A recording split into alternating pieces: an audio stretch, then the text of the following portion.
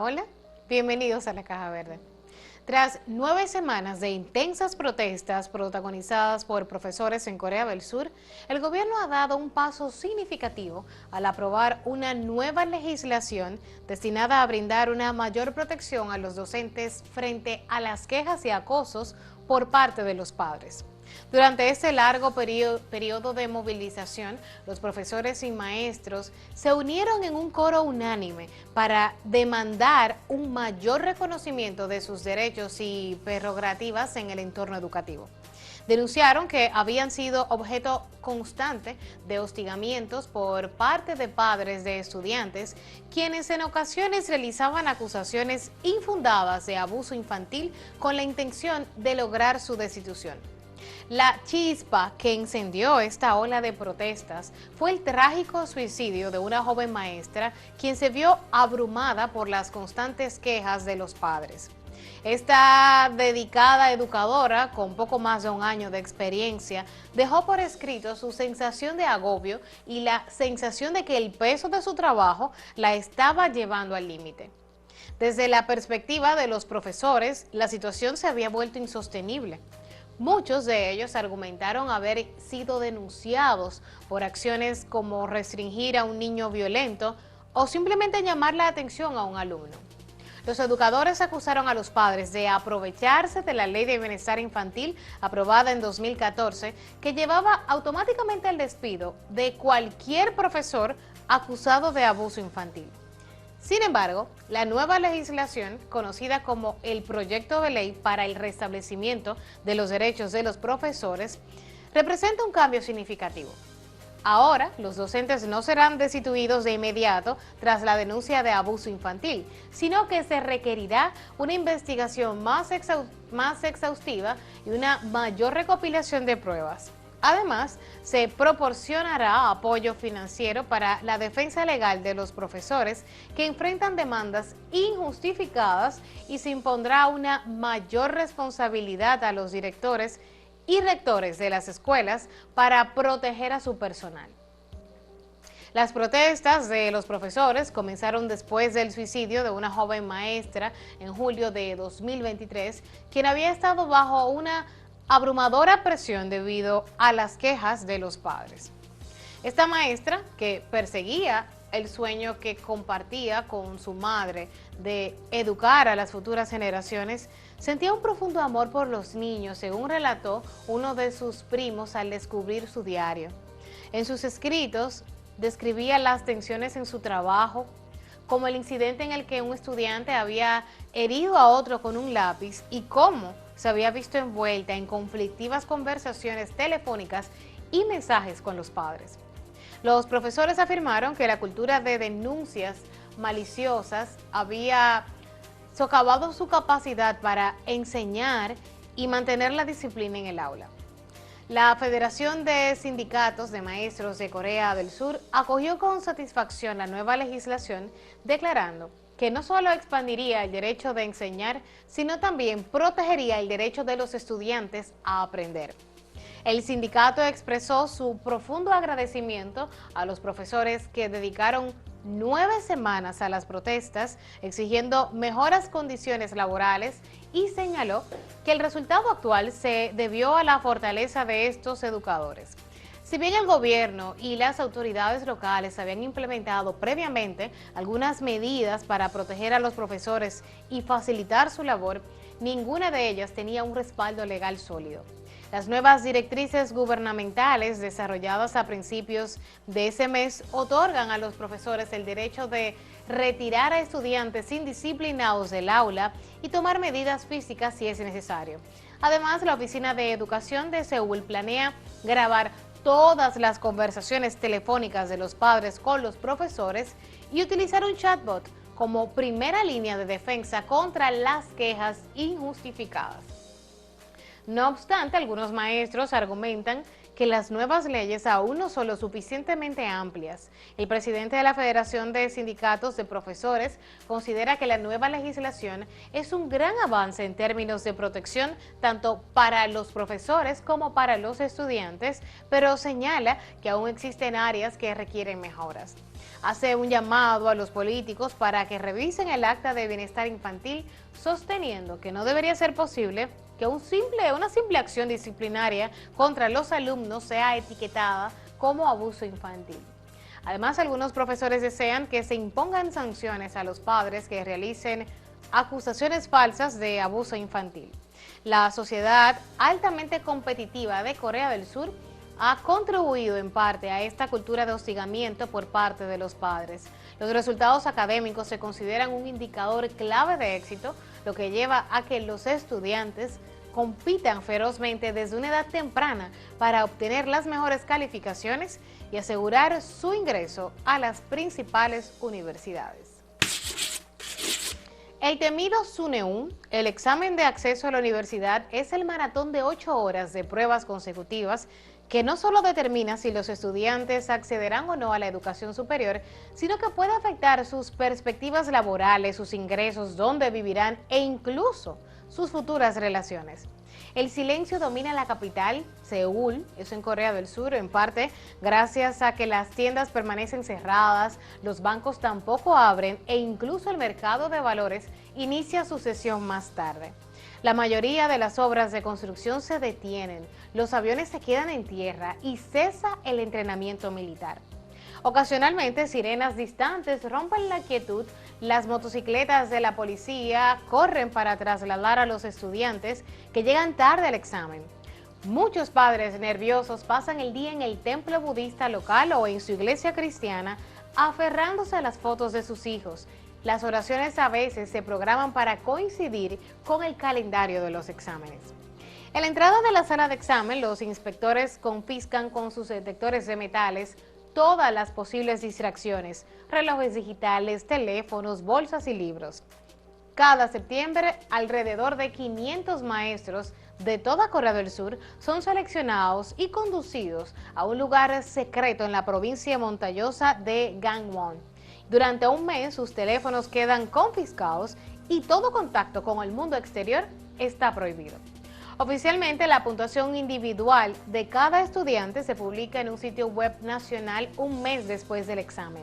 Pero hay webs que publican las respuestas casi inmediatamente después del examen y permiten a los estudiantes comparar su puntaje total con el mínimo requerido para ingresar a la universidad de su elección. Corea del Sur tiene una de las poblaciones más educadas del planeta. Un tercio de las personas sin empleo tienen un título universitario.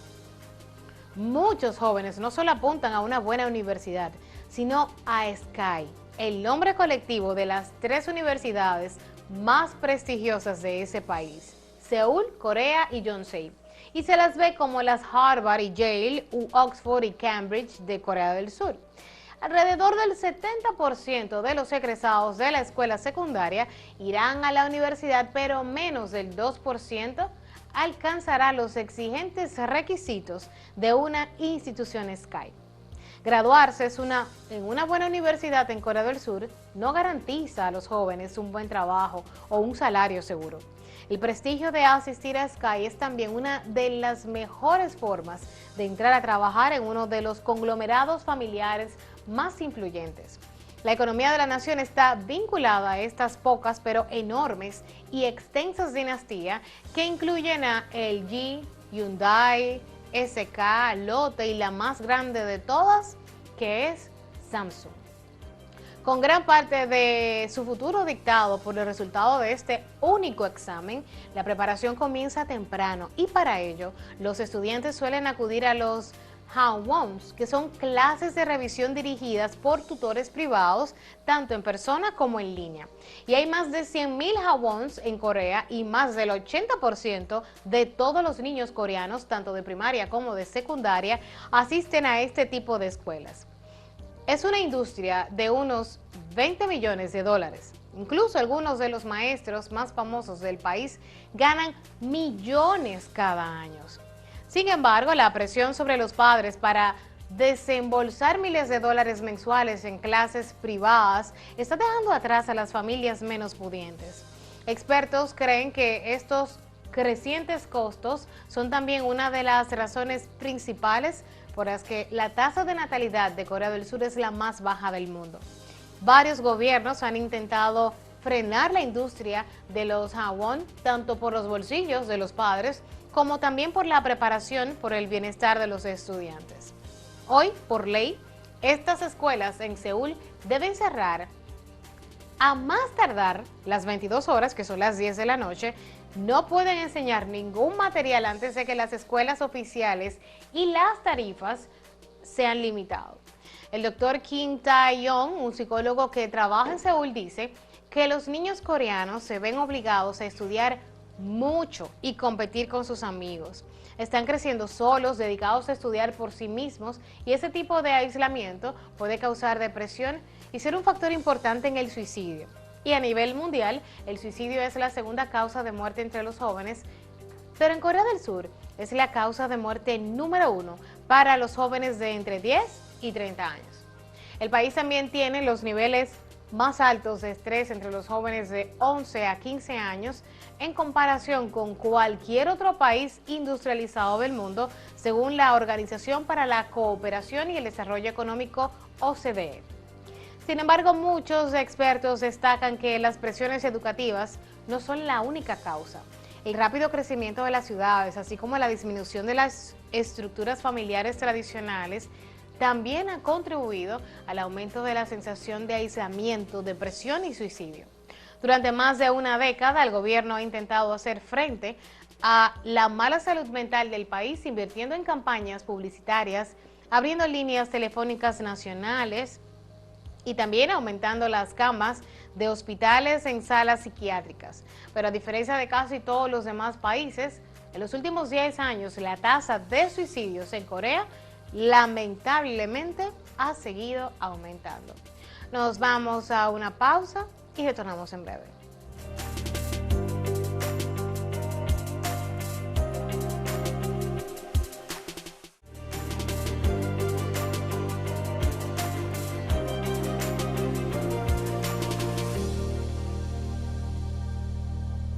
¿Sabías que hay un artefacto que nos ha acompañado por todos los tiempos?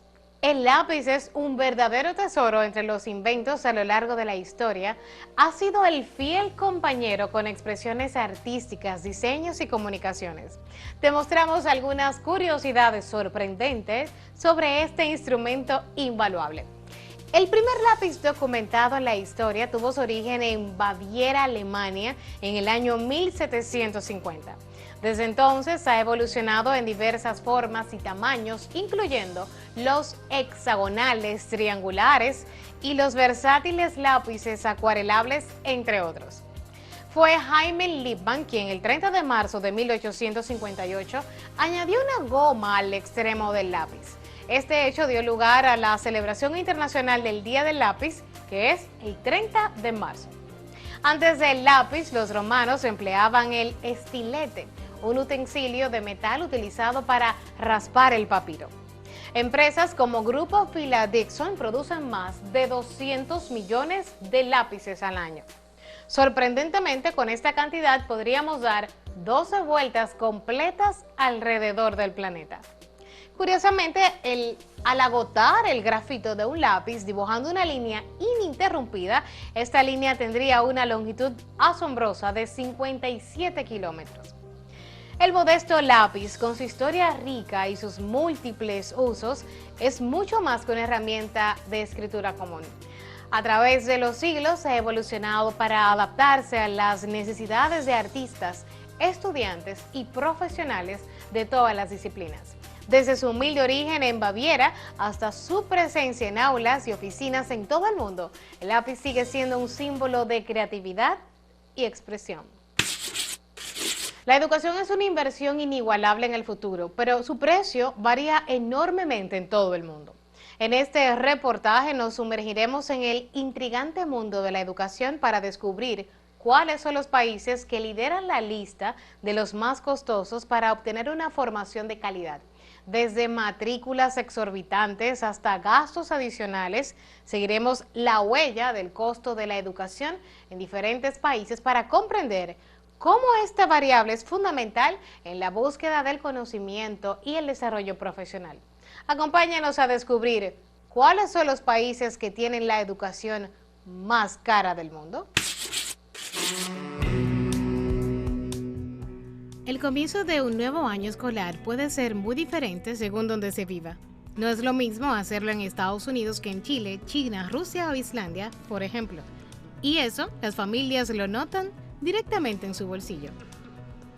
En 33 de los 34 países desarrollados que componen la Organización para la Cooperación y Desarrollo Económico, los estudiantes de primaria en Rusia son los que menos horas son obligados a asistir a clase al año.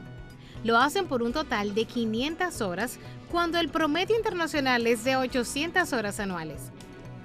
Esto se traduce en aproximadamente 5 horas al día de clase cada día, si se tienen en cuenta los descansos entre clase y clase durante todo un año escolar de 8 meses de duración. Sin embargo, el bajo volumen de horas lectivas no parece afectar el índice de alfabetización del país. Rusia tiene, según la OCDE, una tasa del 100%. Pero el polo opuesto a este modelo está en Dinamarca. El país exige que los alumnos de primaria pasen alrededor de 1000 horas al año en clase. Esto es casi 2 meses más que en Rusia. Además, Dinamarca tiene jornadas escolares más largas y eso parece traerle su recompensa. El país aparece constantemente entre los 5 primeros puestos de países con el mejor sistema educativo. Tal vez Dinamarca demuestre que hay algunos beneficios en tomar un año escolar tan largo. ¿Dónde es más caro? Dependiendo de dónde vayan los chicos a la escuela, una familia puede notar una diferencia de más de $100,000 en los costos totales que supone dar formación a los hijos. Después de combinar el costo de matrículas escolares, libros, transportes y alojamiento desde la escuela primaria hasta la universidad, se descubrió que Hong Kong es el lugar más caro del mundo para estudiar. Las familias en Hong Kong ponen de sus propios bolsillos unos $131,161 de media en la educación de cualquier hijo, incluso aunque tengan beca, préstamos o ayudas estatales. Los Emiratos Árabes Unidos es el segundo país donde más caro resulta estudiar, con un gasto promedio alrededor de $99,000. Le siguen Singapur con $71,000 y Estados Unidos con un gasto medio de $58,000. En este caso en particular, a pesar de los caras que son las universidades estadounidenses, los padres pagan de media solo un 23% del costo anual de su matrícula. Pero en otros países, como en Francia, el costo es mucho más bajo para la familia. Allí los padres solo contribuyen alrededor de $16,000 a la totalidad de la educación de sus hijos, de acuerdo a datos de Sallie Mae. El sistema educativo no está pensado para que los estudiantes permanezcan en él de por vida, pero en países como Nueva Zelanda e Islandia, los alumnos abandonan la educación solo después de 2 décadas. La llamada esperanza de vida escolar de un alumno se calcula con el índice de matrículas de alumnos de diferentes edades desde la escuela primaria hasta la universidad. Actualmente, Australia tiene la esperanza educativa más larga del mundo, con 22,9 años desde que los alumnos comienzan la escuela primaria hasta la universidad, o desde los 6 años hasta los 28. En el final de la lista está Níger, donde los estudiantes generalmente comienzan la escuela primaria a los 7 años. Aquí, el tiempo promedio de un estudiante pasa en la escuela y es de 5,3 años. La diferencia es de 17 años según el Índice Global de Innovación.